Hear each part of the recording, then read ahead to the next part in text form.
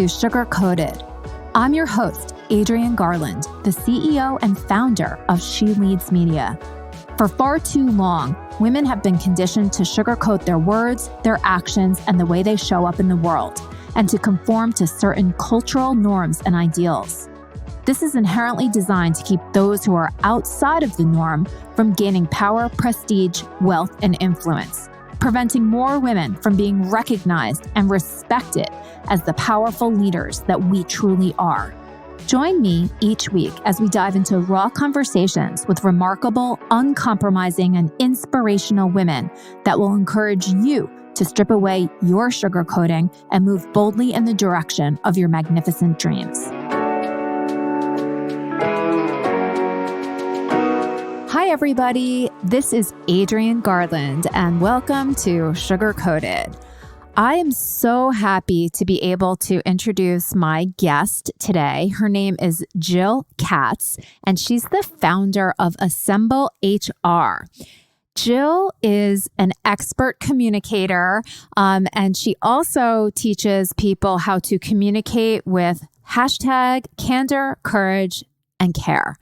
I'm so pleased to be speaking with you today, Jill. Welcome to Sugar Coated. Adrienne, thank you so much for having me today. I'm excited to be here with you. So one of the reasons that I was so excited, I'm so excited I can't even speak. I'm so excited to speak with you is because I think that what you do is exactly what is needed, not only in the corporate world, but also among entrepreneurs who are, tasked with not only building their businesses, but also being the face of their business. And how can they apply this type of, feedback and communication to their employees, their freelancers, and also their clients. So can you talk a little bit about, what you do? And then I'd love to turn back the hands of time and talk to you a little bit about sort of how you got to be where you are and how you started your business. I would be thrilled to do so. So that's fantastic. Thank you. So Assemble HR Consulting is a firm that focuses on talent, people, and communication strategy. And I like to sum it up by saying that we focus on the 4 critical C's of all company life, which is culture, communication, conflict, and change. And the mission of our company is to bring people-focused leadership back to the forefront of the workplace by using candor, courage, and care. And so that happens in the form of delivering talent strategy and developmental experiences to our clients. Love it. So Jill, that's awesome. I love what you're doing with your company, and it's so needed. So you're an entrepreneur, you're a business owner. How long have you had your company for? So we started in early 2018. I began a little bit of work in February, and we became official and kicked off in April of 2018. So we're coming up on 3 years soon. Amazing. And how did you decide to start your own business? That's such a great question. I flirted with the idea for several years before I did it, but I was terrified, and I had every excuse in the entire world to not start it. And so every time I almost started it, I stopped myself. And so the better question I ask myself is, why didn't I start it earlier? But this is in so many ways the culmination of the things I loved the most during my 22 years practicing human resources, people strategy, talent strategy, workforce management inside of organizations. And the stuff I loved the most and hopefully eliminating a lot of the stuff I didn't love doing and I wasn't great at, and wanting to focus on maximizing my own talents. So you worked at some big companies. I did. Yeah. it was what you saw as a gap that existed within those companies that sort of led you to your company? I would say that having so many amazing opportunities in fabulous companies across multiple industries, it became clear to me that there were very glaring similarities and opportunities in people, strategy, and communication. And one of them was that every company seems to feel as though its problems are unique and special and complicated. And what was amazing for me is, I was lucky enough to work in so many fabulous companies and successfully inculcate myself into their culture. And lo and behold, I would learn time after time that people are people are people. And the exact same issues are existing across technology and fashion retail and consumer packaged goods and pharmaceutical and manufacturing and aerospace.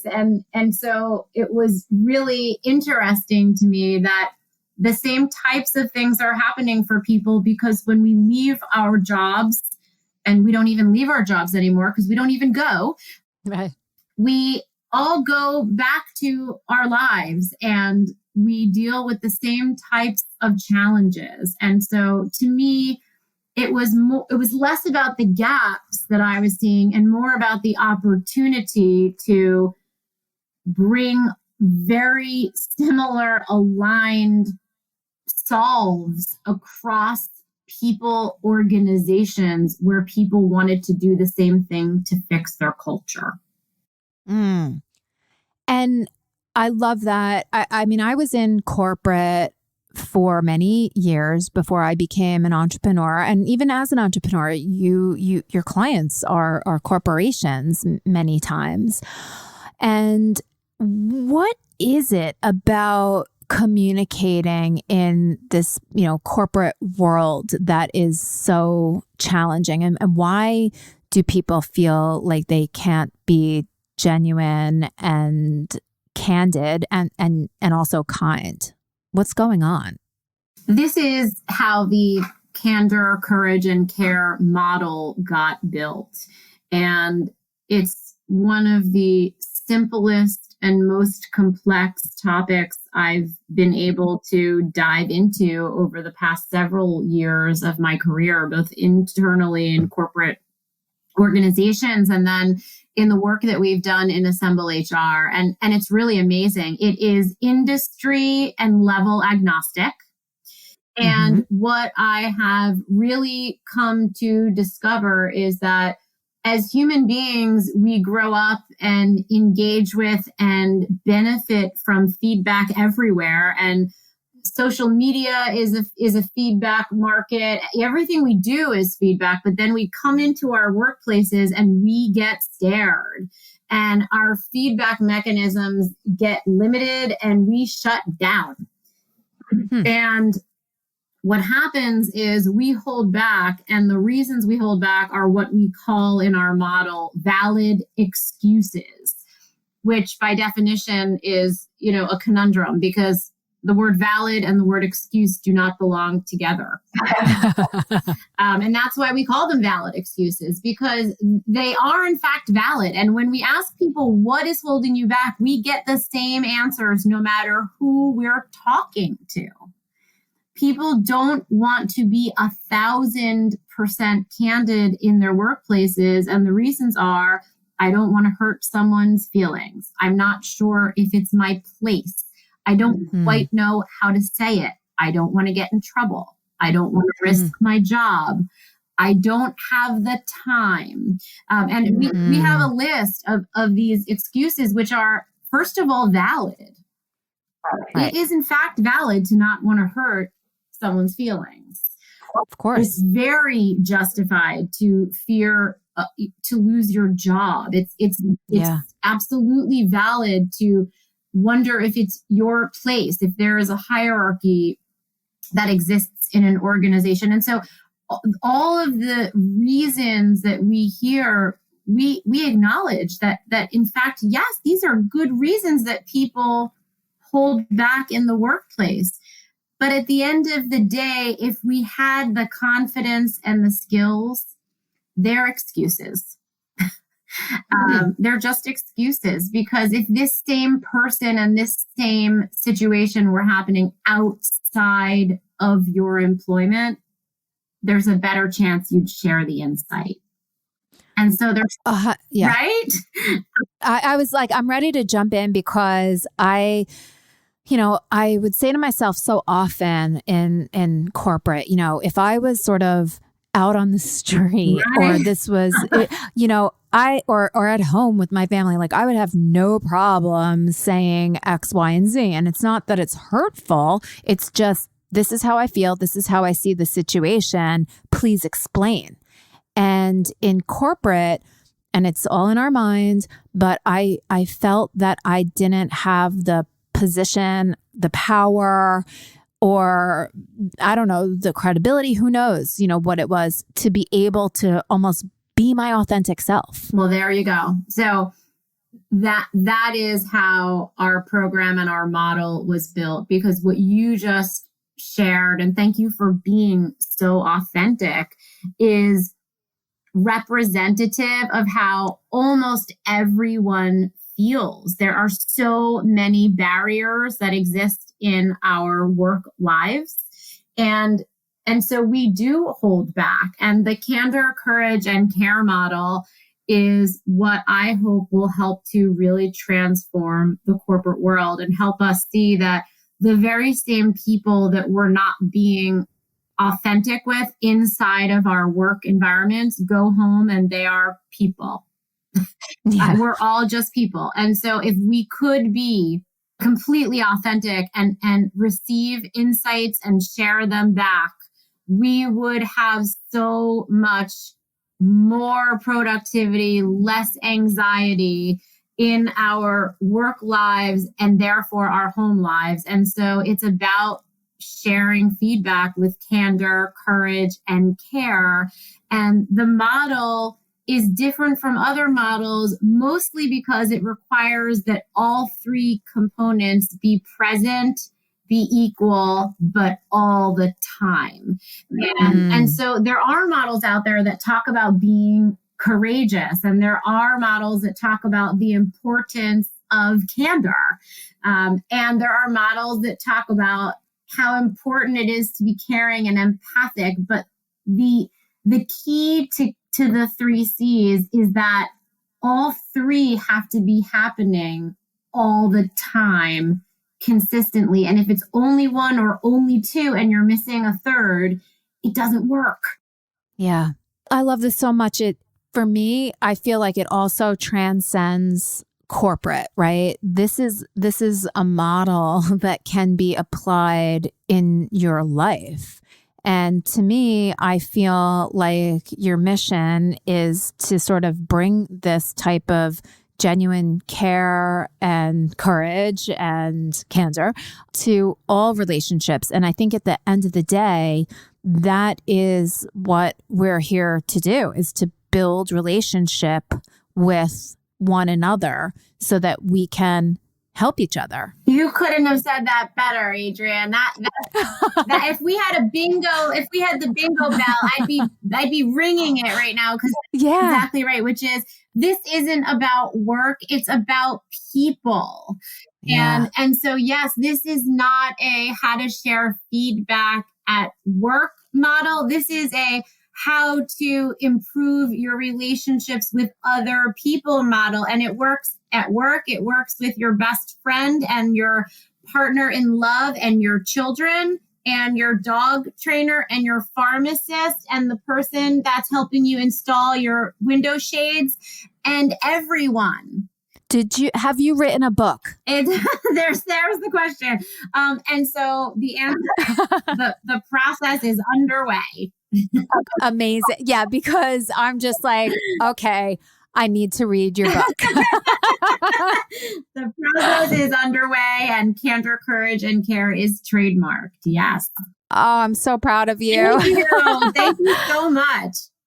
Oh, that's so great. So, one of the other things that comes up for me, and I feel like I just am so intimately involved with like corporate, and in a lot of ways, when I started my business, I really pushed against corporate because corporate is great on so many levels, and yet not on many others. And there are so many reasons behind it all. But what I like is that it seems that the companies that are sort of inviting you in to help them have made a commitment to change the way that they sort of approach their employee care, if you will, because it's valid, like you said, it's valid as an employee if you're in a company that has a culture that is all about not questioning authority or, putting in your time, or if you're a woman, whatever it is.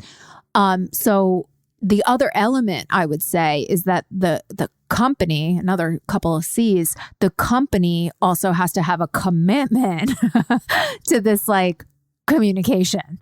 I'm going to hire you to be my PR. No, although my PR agent wouldn't like that. That's right. Those are three more phenomenal C's about commitment and company. And that's 100% right. So it's a great point, Adrienne. A lot of people ask me, what kind of companies do you work with? And my answer is, ask me the question, what kind of leaders do I work with? And so we will work with any company. We are company agnostic, but we are very leader selective.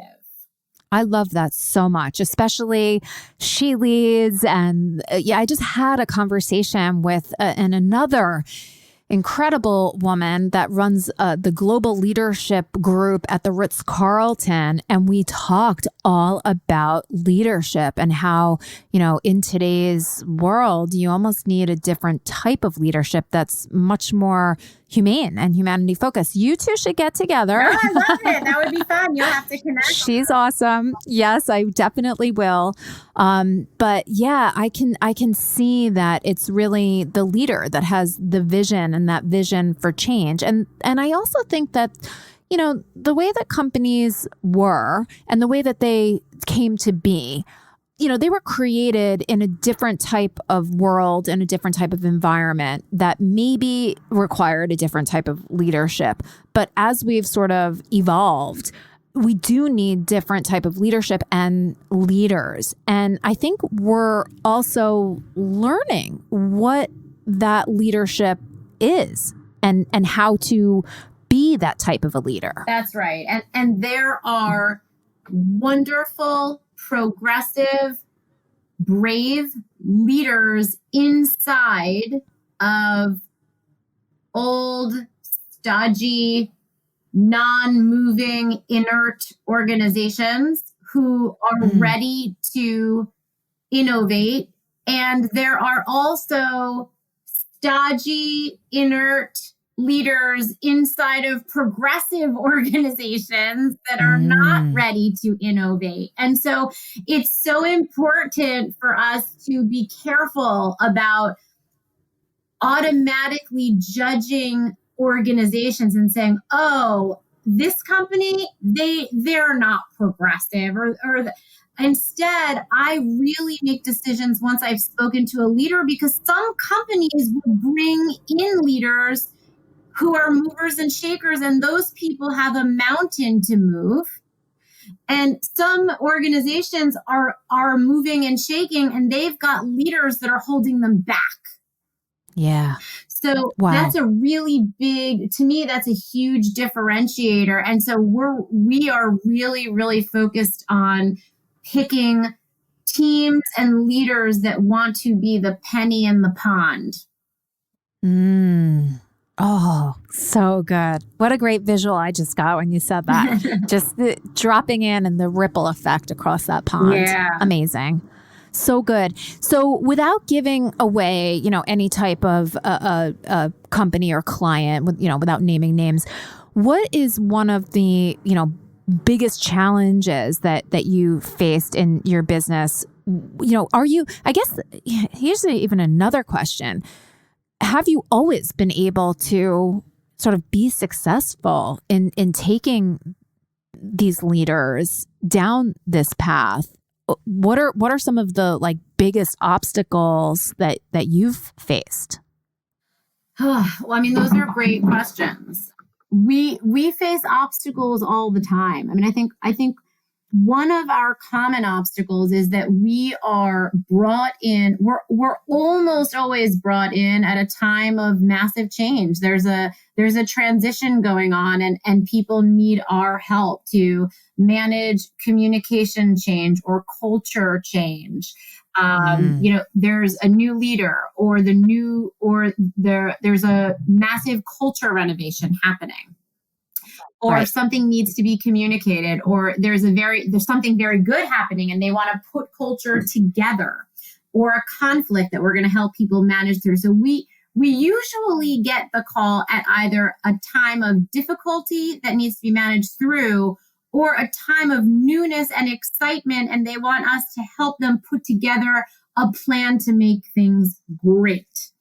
Our success is, I believe, dependent very much on the buy-in and commitment. There's one of your C's of our partners and of the partners they work with. So I think part of the challenge that we sometimes face is sometimes we're brought in by a team member and they are pushing against, they are waves against the sand in their own organization. And we work together with them to try to help position them for success in their own organization.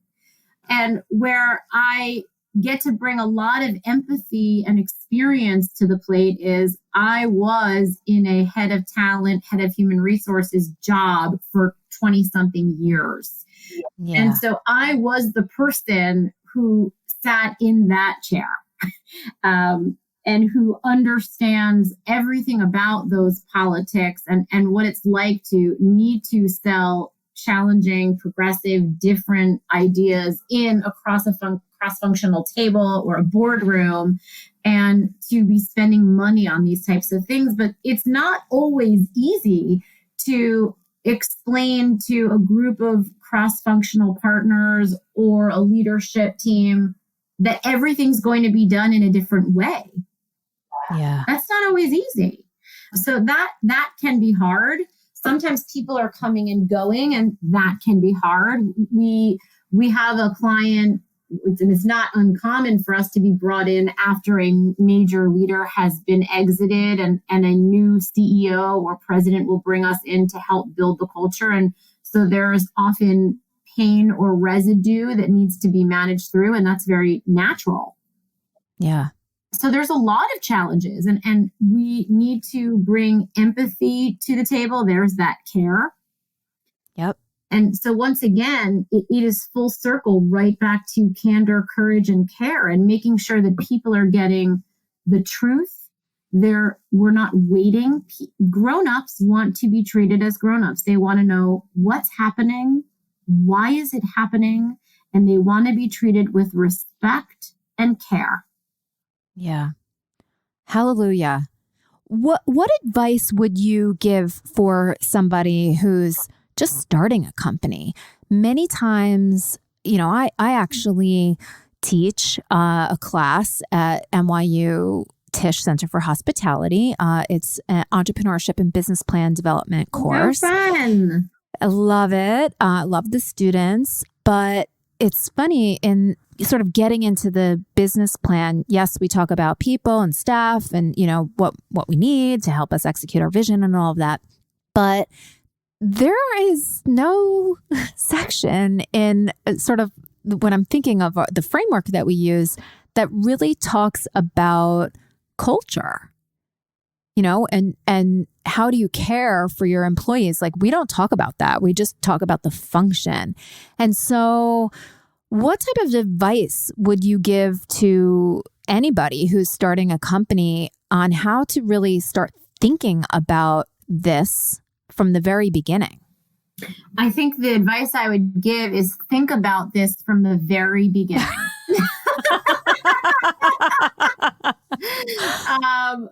Because Yeah. culture is it's the foundation, it's the backbone.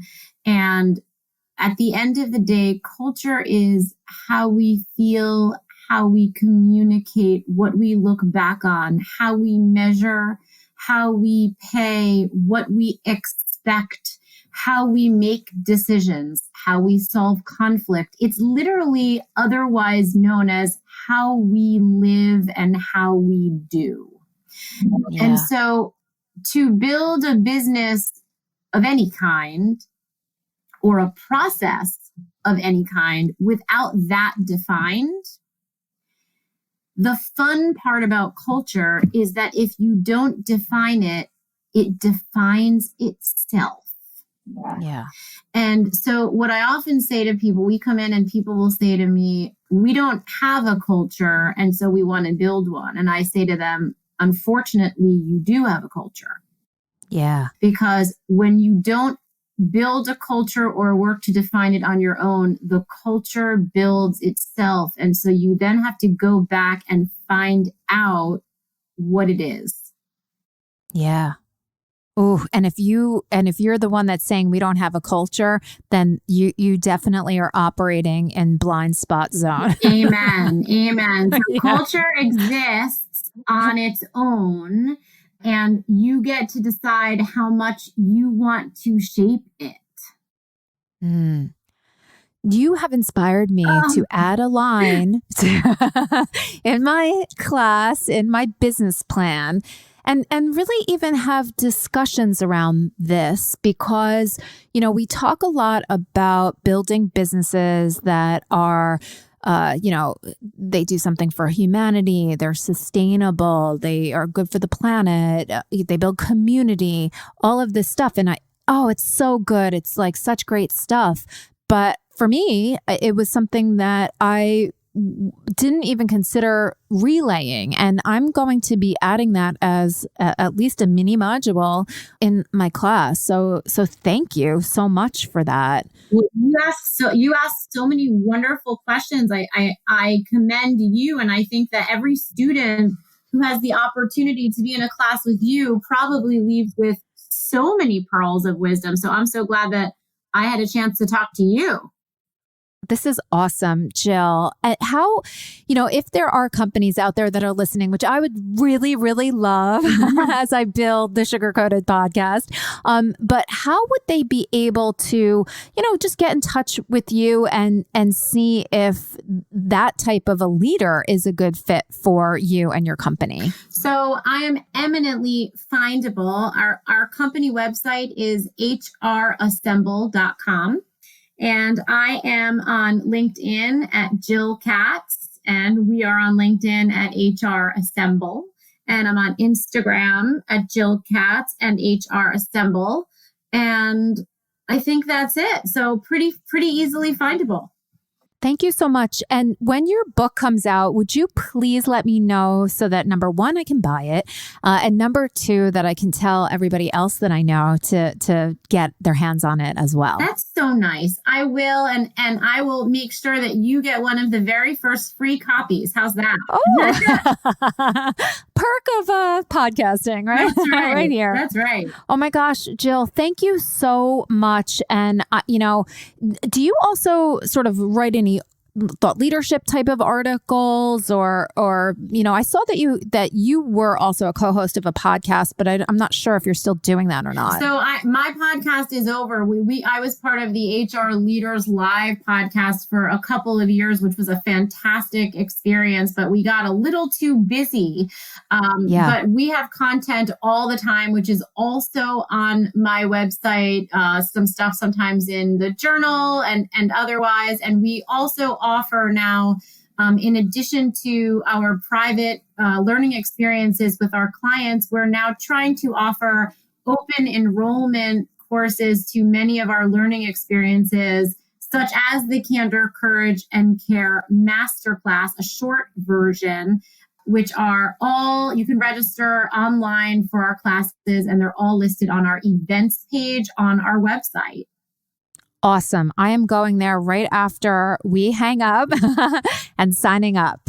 Jill, thank you so very much. It was beautiful speaking with you. I learned a lot. I'm inspired, and that will hopefully bring some sunshine into this pretty disgusting day here in the New York metro area. It is mutual. You are fabulous. Thank you for such a fun conversation. Thank you. Take care, Jill. Okay, bye.